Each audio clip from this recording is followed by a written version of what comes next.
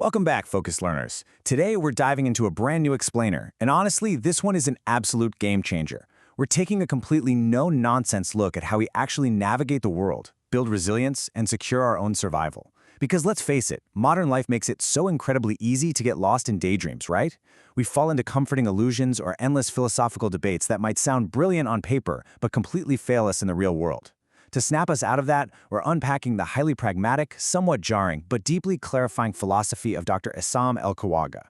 He uses a strictly scientific, evidence-based approach to literally dismantle magical thinking and give us a real blueprint for mental clarity. It's a healthy dose of tough love, and I am so excited to explore these stark realities with you today. The whole point here is to empower you to actually take control of your life. And speaking of tough love, let's kick things off with this absolute jolt to the system from the source material. If you don't have money, stay silent. Ouch, right? That hits hard. But Dr. Issam doesn't say this to be cruel. He says it because he wants to pull us out of our daydreams and force us to confront reality. Think about it for a second. How often do we fiercely argue over philosophy or politics or how the world should work while someone else is actually paying our rent? The hard truth is, if you rely entirely on someone else for your physical survival, you simply don't have the leverage to philosophize or dictate terms. This is the grounded, unapologetic reality we're diving into today. Okay, so let's look at the blueprint. We're going to break down 5 hard truths today. We'll start with waking up to reality. Then we'll redefine intelligence, look at pragmatically managing mental health, talk about escaping ideological traps, and finally, we'll explore money as the absolute ultimate tool for survival. All right, Section 1. Wake up to reality, discarding magical thinking. The absolute foundation of everything in this explainer rests on abandoning superstitious, inherited, or purely magical thoughts. We have to swap those out for rigorous scientific logic. Dr. Issam argues that we need to constantly subject our core beliefs to a stress test. Think of it this way. If your foundational beliefs are truly strong, if they're actually grounded in reality, they should easily withstand heavy questioning. You shouldn't ever have to resort to anger, shouting, or logical fallacies when someone challenges you. The source material actually uses this brilliant analogy. Imagine someone tells you 1 + 1 = 15, maybe because a sacred figure or a comforting tradition said so. If you get fiercely angry when someone points out that actually 1 + 1 = 2, well, that anger means your foundation is built on extremely shaky ground. You're essentially defending a flying rabbit. And defending a flying rabbit makes you angry because deep down a part of you knows it's absurd. That vulnerability is terrifying. And that exact terror, that leads us straight to cognitive dissonance. It's that internal conflict, the friction, and just the sheer fear you experience when your deeply held, comforting beliefs violently clash with stark reality.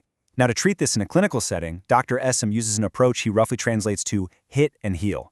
He delivers the raw, shocking truth to jolt the patient out of the illusion, but then he deliberately steps back to offer flexibility, a middle ground. Why is that middle ground so crucial? Because if a patient panics, they'll reject the truth entirely. They'll double down on their delusion just to feel safe again.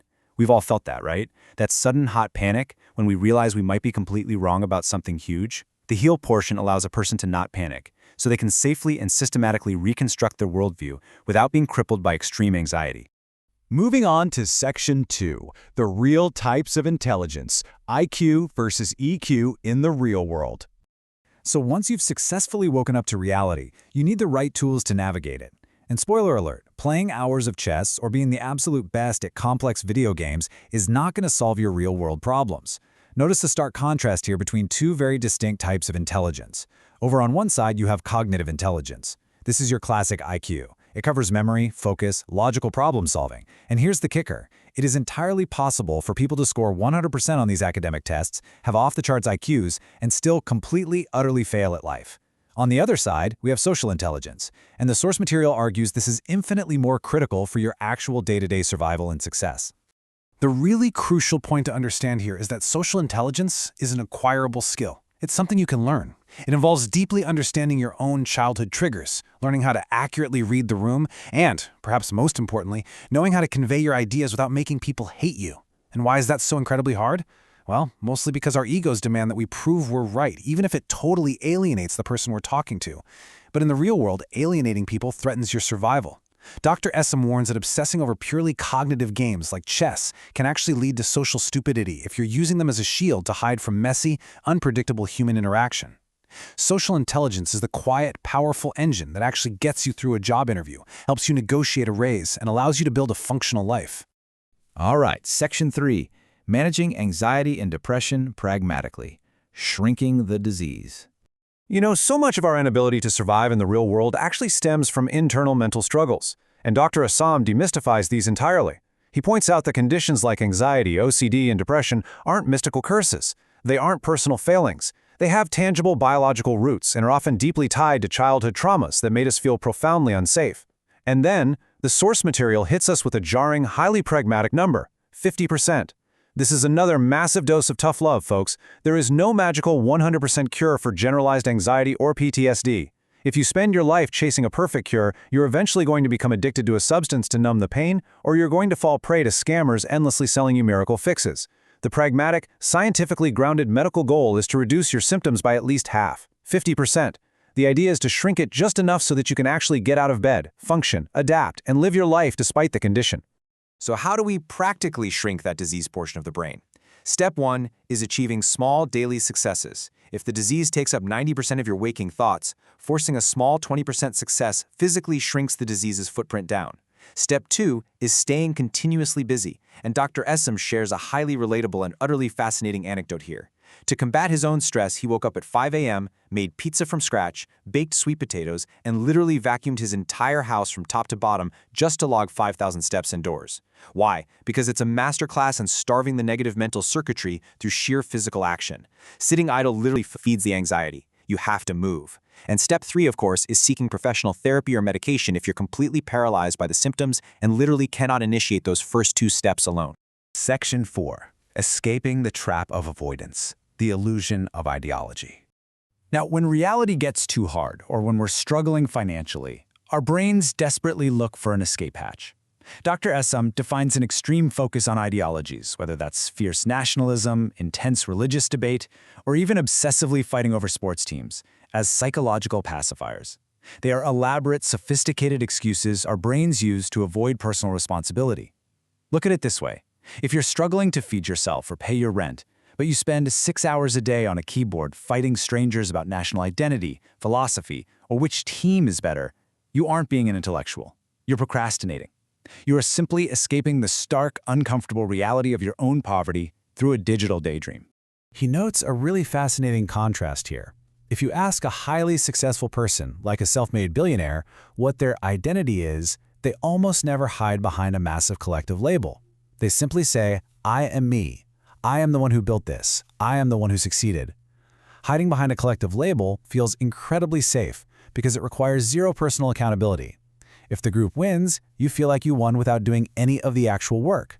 But true, resilient identity is defined by your individuality and your tangible, real-world capabilities.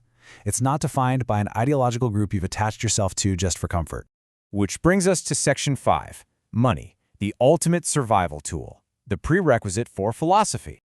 This is the absolute core of this explainer, the prerequisite for everything else we've talked about.